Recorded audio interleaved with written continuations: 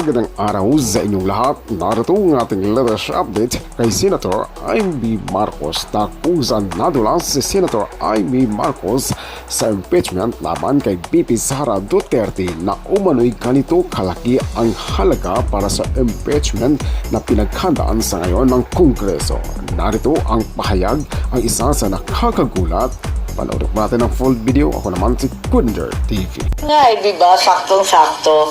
Oo. May mga malisyoso nga nagsasalita na fundraising na nga daw itong budget na to para sa 1 trillion impeachment. Bigla akong kinabahan.